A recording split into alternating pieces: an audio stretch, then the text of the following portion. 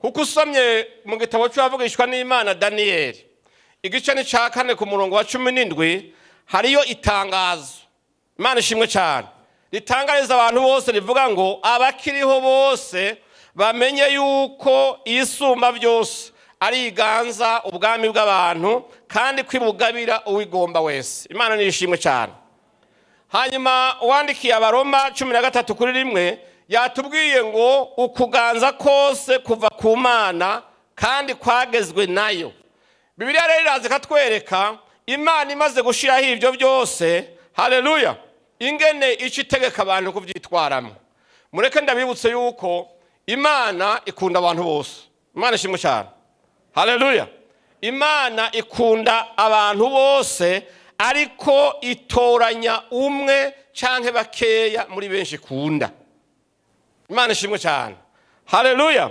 Imana rero ihejeje gutoranya no kwimika indongozi irahindukira ikereka abasigaye urutonde rw'ivyo itegetse ko bagirira uwo yatoranije canke abo yatoranije ikamugira mukuru muri bo. Imana ishimwe cyane.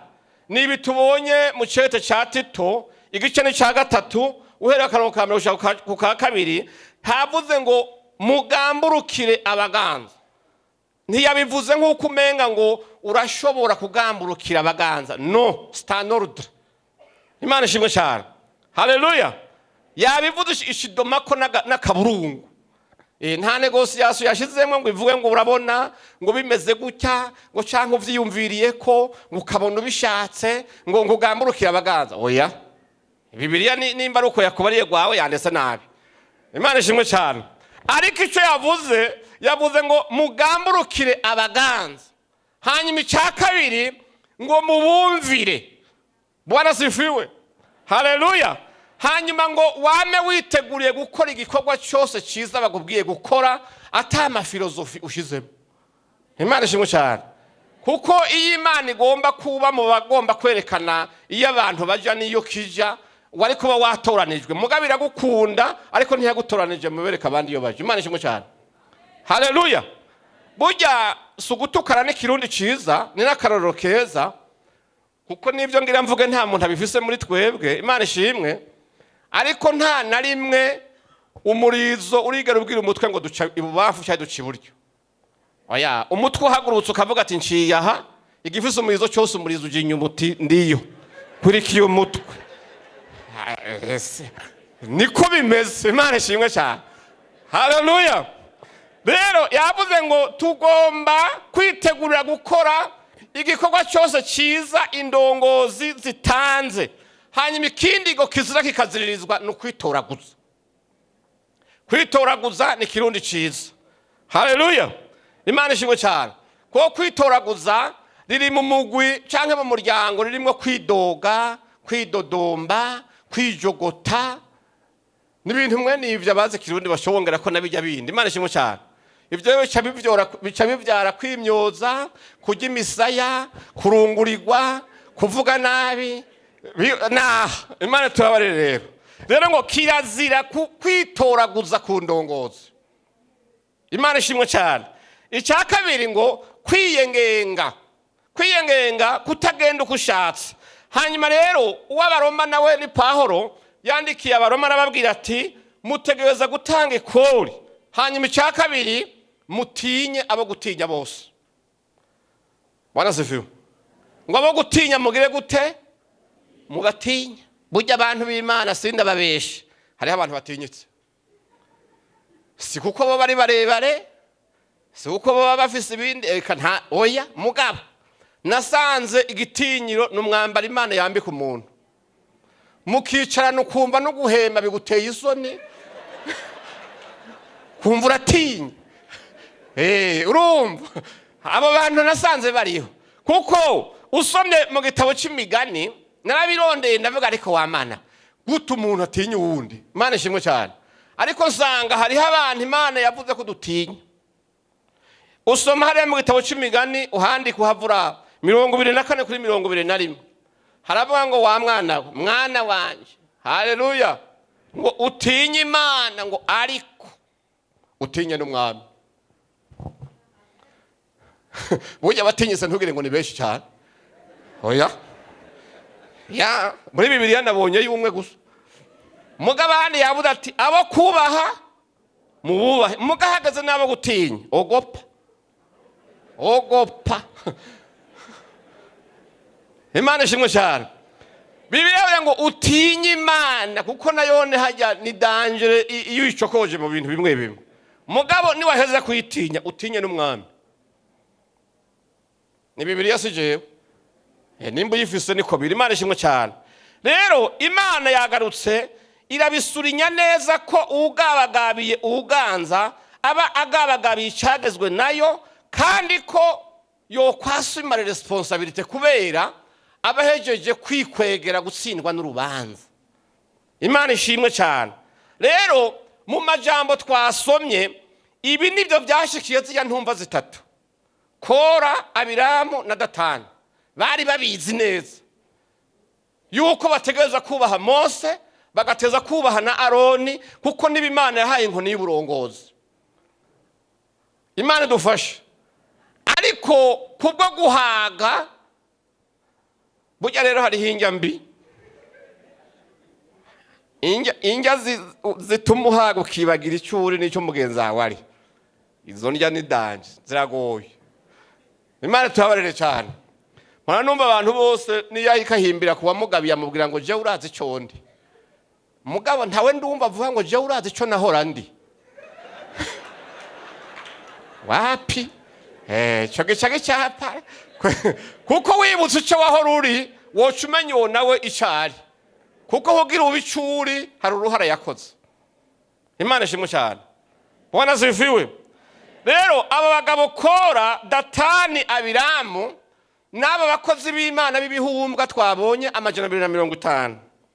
Kuko burya abantu benshi barasukwa, abantu bakababwira ngo ni Imana yavuze, hanyuma rero ngo twabonanye nayo ryari. Oya sivyo. Imana tubabarire cyane. Imana yatubariye niyitoranya, niyitanga ubwami ikabuha ubushatse. Mugabo umuntu akaza agapfuna ngo rikora, hanyuma mukanya ati iravuze. Ivuze ngo iki? Ati iravuze ngo ntimwemeye ahubwo dusenge. Oya. Imana iki temera cyo igomba gukuraho, nturinda kwigwaza bararama oya sivyo. Imana ntiyigwanye, ukuri kwayo kwamari kwakundi. Imana ishimwe cyane.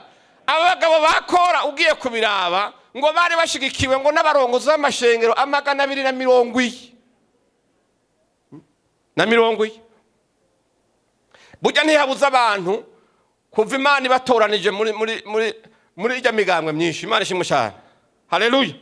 Harimwo n'ijya nyene iriye nyene. Nujya watwe na Mutama. Imana ishimwe cyane. Haleluya. Bwana sifiwe.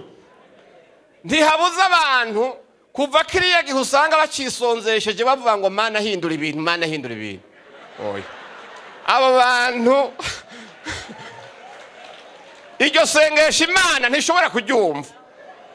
Kuko mu gukora uko yakoze nta wayoheje, idukunda twese, mugahagaze gutoranya iritorera. Imana rero kiyigira Imana gusumba, kuko nubundi nico kiyigira Imana, ntigira umuhanuzi. Imana irikwiye, ntiyoshwa, ntija mu kabare, ntacayimwa mu gitondo, ntaho muzohurana wapi. Imana ishimwe cyane.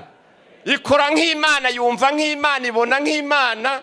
Ibintu byose by'ivyondo nahoza no kabisiga umuntu gute, yo Imana irazi yuko uwo muntu yera. Ibi bizi. Imana ishimwe cyane. Abagabo rero batewe n'iyi mpemu mbi, hanyuma bikoraniriza hamwe bagwanya Mose na Aroni ngo babanje kunyurangana, binyuranganya mu banyagihugu ngo babereka yuko ngo ibintu byose bitagenda neza, ngo ni kubera bajya bagabo. Abagabo bae Imana tubabarire cyane ngo ni kubera Mose ngo na Aroni ngo hajya ngo tubiravye ngo dayire ngo bobishobora bonyene, ngo gira bonyene ngo nibo babishoboye ngo twoho sawa. Hanyuma rero Imana ngo iri mwijuru ry'imisaya irababara, irarungurirwa nibi bintu abantu bariko barakora. Imana ishimwe cyane. Ikiryoshe Mose we ntabo yagiye kurondera ati mumfashe tugwane nabo, eka yigiriye ku mavi asenga Imana avuga ati Imana, yega bya bintu wampa baragajuye, none jewe uraraba ingene udiringa nabo kubera jewe biragoye. Imana ishimwe cyane. Niko ijambo ry'Imana ryavuze. Imana iravuga ati Mose, wewe ejo mu gitondo gusa musohoke muhagarare ku mahema, nzokwerekana abo turi kumwe n'abo tutari kumwe. Imana tubabarire cyane. Haleluya. Rero bagaragaje kuja mu banyagihugu barondera ingene bomwambura igikundiro n'igitinyiro Imana yamwambitse kugira ngo bamwambike ikanzu y'iceye nifata. Imana ishimwe cyane. Haleluya.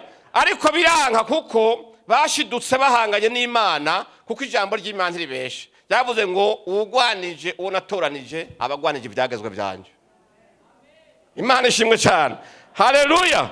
Hanyuma rero Imana iri mwijuru ngo ishusha gakono k'uburake, hanyuma ikashiramwo sinzi ko umujinya, yiteguriye ko buca gusa kugira ngo yerekane ihagaze. Burya barongozi n'abana beza yemwe. Imana ishimwe cyane. Uzi yuko Mose yavyutse gusenga Imana abasabira ikigongo. Haravuga ati ariko Mana, none ko hacumuyemwe bakeya, kubera hari abantu mu bisanzwe bakurikira uko nyene batazi ibyo ari byo. Batazi ibyo ari byo kubera ngo naka yavuze ngo naka vyumva uku, ngo urumva ngo ivyo ngo nivyo byo. Oya, shishoza di. Imana ishimwe cyane. Rero Mose ngo agira impuhwe, aravuga ati ibi bintu ntihazorabigwamwo kandi batari muri byo. Ngo aje imbere y'Imana aravuga ati Mana, none hacumuye abantu babiri canke batatu wohana ikoraniro ryose? Imana aravuga ati oya, urabatandukanya mugabo banze ubabwira uti vinyuma yabo. Vinyuma bagahagararana nabo, isi kasama mu kanya. Ntibavuye ngo sinababuriye, babwire bava impande y'izo nkozi z'ibibi, bava n'impande y'abo mahema yabo, bigira ukwabo gusa barabaho mpagaze. Imana ishimwe cyane. Haleluya. Rero Imana ikora ikintu. Imana ishimwe cyane. Isi ega ijya yasamye, ntibungire ngo mu nyuma hari yindi si Imana yaremye. Oya da, ni iyi nyene.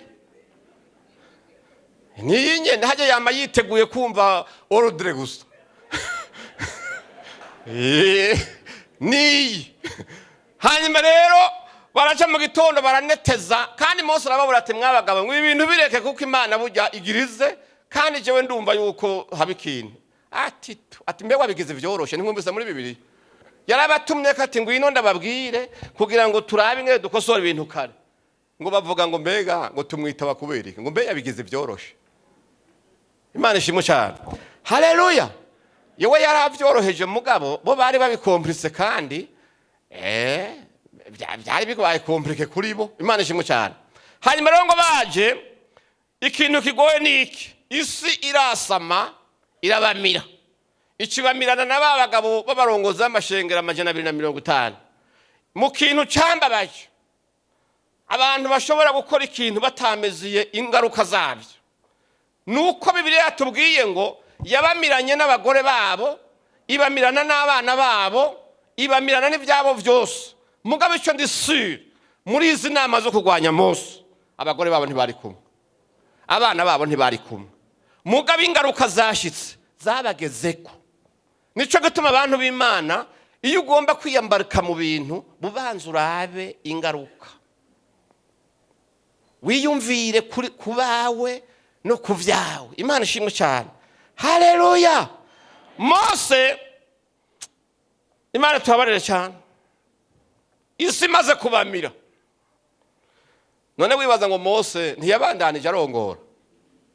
Yaciye abandanya na Aroni barabandanyana. Mugabe Imana cyo yakoze niki, nuko yafashe abantu bakeya. Hari ibintu abantu bapfa kuvuga, bakapfa kuvuga ngo naka yavuze ibintu bitari byo kubera batumva. Imana ishimwe cyane. Haleluya. Imana irashobora gufata umuntu umwe canke babiri canke 10, hako yonona umugambi wayo ku bantu miliyoni n'imiliyoni, abo bantu ikabaheba bagapfa. Niko bimeze. Irabaheba pe. Iyo abagabo baza bakagira ati turahevye, yari kuvuga ati nimubeho mwari muzosubira. Mugabe ati ko badadaje bagakomantaza umutima isi. ordre ndaguhaye asama irabica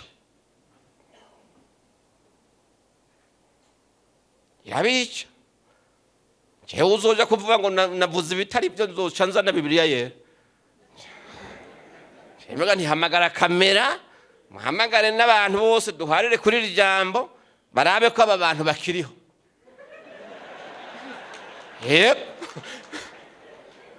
barabe ko bakiriho none bazize iki si Imana yabakuyemo imaze kubakuramwo ibintu birabandanya bigenda neza Imana ishimwe cyane rero icya kabiri kibabaje nuko mu bisanzwe Mose na Aroni ntibagwanijwe n'abantu bakure hoya bagwanijwe na bene wabo bo kwa Rubeni bo muri famiye imwe hajya kenshi icyo maze kubona igihemu ntikiva kure hoya igihemu cyama kiva hafi kuko mu bisanzwe na kare umuntu mutari kumwe ntiwovuga ngo yaguhemukiye kuko nta n'amasezerano muba mufitaniye sivyo umuntu aguhemukira n'umuntu afise icyo mufitaniye mwumvikanye hama hakivamo nayo guhura n'umunyamahanga akagushutura akakugirira nabi nisanganye baguyemwe muga nta buhemu burimo mugabo igihemu nikiva hafi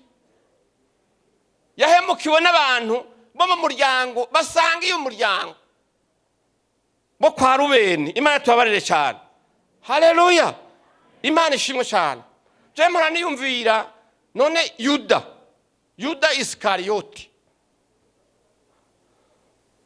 kandi yari umunyamuji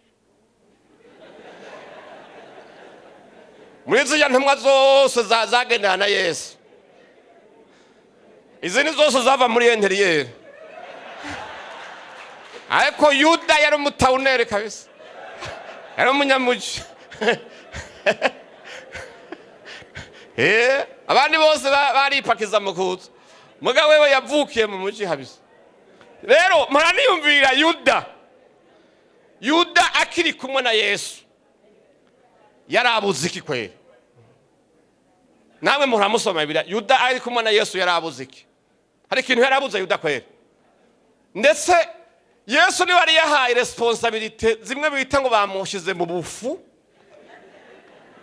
kuko niwe yagera konte ziwe niwe yaje we finance Imana ishimwe cyane kandi amakuru ansumira Yesu nta na rimwe yigeze ategura ko bamugirira audit yari yamuretse nta ngorane wewe uzuramenya ingene bagenzi bawe barya mugabo ibintu byo kugavura ramureka kuko ntacyo mugabo Imana tubabarire cyane haleluya nico gituma Zaburi ya mbere itubwira ngo ntimukicane n'abanyakibi ntimuje mu nama z'abanyakibi icagiye kwica Yuda mbwira ingene yiroturuvye yagiye gusangirana bakayifa yicana bakayifa abansi b'umuntu yamuhaye ibintu byose ngo baje kumuhenda yibagira kubera iyo abantu babansi bagufashe babanza gukoropa mu bwonko bagakoropa ivyarimwe byose bakabikwankisha gukundisha ibyabo mbwira ingene Yuda ngo yagendera umufuko wuzuye amafaranga mugahagaze guhemuka ahemuka kubwa amafaranga 30 Imana idufashe Yuda acaragenda kubwa amafaranga 30 arahemuka atesha agaciro ibyo yari yararonse byose kuri Yesu muganagenda babwira ikindi nta gihemu na kimwe kizigera kirangiza neza nta na rimwe udusome kuva mu itanguriro gushika mu byahishuye Yohana na Yohana amaze gufa twese tukaza gushika uyu munsi nta gihemu na kimwe kigeze kirangiza neza nta na rimwe Imana tubabarire cyane kuko na kare burya umugongo mutindi wamuhekera uzowuhekura kubera kutamenya Imana tubabarire cyane mwirinde gupfa kuvyina uruvyino mutaza aho rwandikiwe mwirinde kwitabira indirimbo mutaza bazitera baribo Imana ishimwe cyane banza ushishoze kuko mu bisanzwe niwabona hageze inkona itanguye kuririmba uruvyino rwanditswe n'igihuna canke inkona yo iririmba rurimbo rw'inkona mugabo ikaruririmba mu ijwi ry'igihuna, hazoba habaye ingorane. Inkona nkuru niziyifasha zico ziyifata zishira ahantu kugira ngo urudagara rumwe ruboreye umufuko ntigwanduze zose. Imana tubabarire cyane. Haleluya. Bwana asifiwe. Muba mukwiye kwibaza kino kibazo, kuko naye mahanda cibaza, ni kubera iki igihe cyose indongozi ivuze iti igihugu cyubaho, umwene gihugu yubaho, amategeko yubaho, sivyo? Igiturire gituzwe, amakora atozwe, ubutunzi busabikanywe n'abantu bose. Iki namara cibaza ni kubera iki iyo hageze iki gihe ibisigo n'ivyari biryamye bihitarana n'ivyari ko bifata itiro rya mbere bikavyukira rimwe. Ahantu muzoze murahibaza ikibazo, kubera iki ico gihe Satana caro deploya amadayimoni yose akayabwira guhagurukira icarimwe kugira ngo ivyo bintu bigwanywe. Imana tubabarire cyane. Kubera iki ibihe vyiza abantu muba mumaze imyaka muharanira, iyo mugomba mubona vyegereje mugomba kubishikamo, ni kubera iki mwemu ya Sekibi yamigomba gusebura muri bene vyo? Imana tubabarire cyane. Kubera iki ari abantu batimamukwa bagatangura kutabumbwa n'ivyo bafise n'ingero zabo? Umuntu mukicarana muguri ko wifuza kwicaraho yari yicaye, oya da. Imana ishimwe cyane. Ureke ndababwiye, nta ntebe nimwe y'uburongozi Imana yaremeye amahasa. Mpu. Oya. Naho ryo bari hasa ryawe ijya gutanze kuhicara ridapfuye cyangwa ngo ikiringo cyacu gihere, shaka ureka Imana nuko yabigenjeje. Bumbwa naho ufise, bumbwa naho wicaye. Haleluya. Imana ishimwe cyane. Haleluya. Ibimenyetso rero biranga indembe. Ndembe muri ibi bintu, indembe nyene igeze kuri stade terminale, imwe ishobora no gushingurwa muri isanduku yitwa buhemu. Niyi icambere ni shari. Bantu b'Imana musanga ishira hamwe canke mugasanga umugambe nk'uyu, hagatangura kwaduka amashari muri mwebwe. Attention. Bivyara ibintu bibi. Imana ishimwe cyane. Haleluya. Hacha kuko ishari rija yishamika ko ugwanko, hakaba cagwiramwo indyarya, sivyo? Indyarya kubwira ngo iri nyuma yawe, iri nyuma yawe. Imana ishimwe cyane. Haleluya. Hanyuma hakaba abantu guca batangura kwagiriza abantu bitari vyo, bimwe bita kurementaniriza abantu, sivyo? Ico ni ngorane. Hanyuma rero bamaze gushika ngaho uzosanga hatanga kwadukamwe abantu banegura ivyiza bakavyita bibi. Murana babwira igihe kimwe hari abantu maze kubwira, nigeze kubibwira, buryo umuntu muhugutuka se mpaka ngo aronke icagutuka, nubwo yo kikubura ko arakirondera, kuko igitutsi baragikompoza hajya. Ntiwova ngo ndi mwiza ngo nta kintu bontuka, oya. Uhuye n'umutukanye wa kweri arakironka, kuko afata ubwo bwiza bwa bakaba nibwa gutuka. Mujya mu bisango ubwiza bw'inka n'icebe, mugabo umuntu yabuze acatuka inka arayitegereza rigenda ririgira kwa kundi w'ikingoma yuzuye, akagira ati busa bw'ibicebe. None inka woyituka icebe kandi ubwiza bw'inka buri kwicebe nyene. Imana nitubabarire cyane. Rero ndarangije, inshuti zanje mureke ndabibutse, burya Imana mwagize ya mbere, Imana mwashize mu itegeko risumba ayandi yose. Irya Mana uko yarejo ni kuri n'uyu munsi niko izokwama imeze. Mureke ndabibutse yuko irya Mana ntigira santima ku mpwemu mbi z'ubugarariji, ku mpwemu mbi z'ubuhemu. Uko yahanye bakora, uko yakwanye babiramu, niko nubu umujinya w'Imana imeze kuri mwe nabo. Imana tubabarire cyane. Haleluya. Rero nagomba mwemere munywe uyu muti. Munywe, kuko umuti bisanzwe nimba mwashishoje neza umuti bawubahaye. Bwana sifiwe. Ni hariya kiya cete bandike abikorinto, kuko havuze ngo none rero ni mugumye ukwizera, mugumye ivyizigiro, mugumye urukundo, ariko ikibiruta byose ni urukundo. Nimwamara gukundana musangire, kuko nakare musangiye akahise. Imana ishimwe cyane. Haleluya. Mukunde indongozi, hanyuma muzishigikire, muzirinde. Imana ishimwe cyane. Muhagarare nk'umuntu umwe, ibisigaye mwihagarare murabe Imana ingene yongera kubakoresha iby'ubutwari n'ivy'ubuhizi, ingene umwansi atemba mumubona mutiriwe muraruha nimwamara kuguma muri hamwe. Imana ishimwe cyane. Haleluya. Bwana sifiwe. Ndaryoherwa cyane iyo ndiko ndumviriza akaririmbo kamwe, sanzwe ntari n'umuririmbi mwiza. Imana ishimwe cyane. Mugabo hari indirimbo muhora muririmba. Imana ishimwe cyane. Sinzi yuko mwonava hasi ndayitere muce muyibandanya. Imana ishimwe cyane. Muce muyibandanya, urabona hano sinorohewe ndagiye. Imana ishimwe.